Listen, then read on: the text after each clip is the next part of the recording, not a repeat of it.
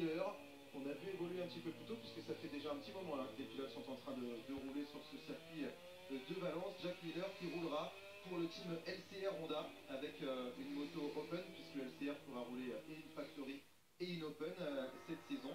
Et on l'a vu évoluer déjà. C'est assez prometteur parce que le pas est quand même très très grand à franchir.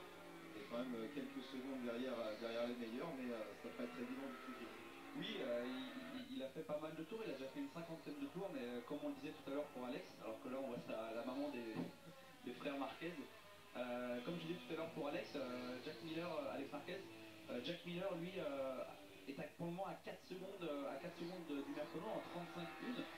Donc c'est quand même pas mal pour une première fois. Maintenant on va voir, on va voir jusqu'à la fin de la journée et surtout bon, il y a 3 jours d'essai, donc je pense qu'il aura le temps de vraiment s'y habituer. Ouais, effectivement, les pilotes qui vont avoir vraiment l'occasion de beaucoup rouler durant ces 3 jours. C'est traditionnel, hein, ces essais post-GP.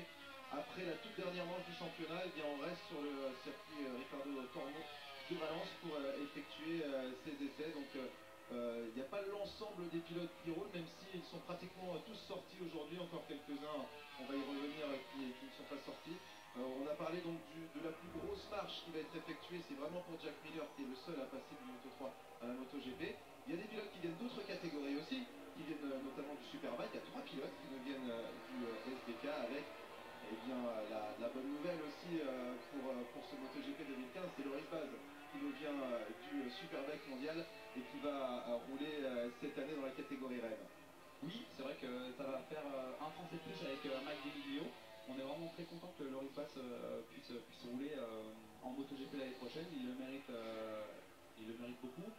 C'est un jeune pilote, il a 21 ans, donc on peut mettre beaucoup d'avenir dans ce pilote.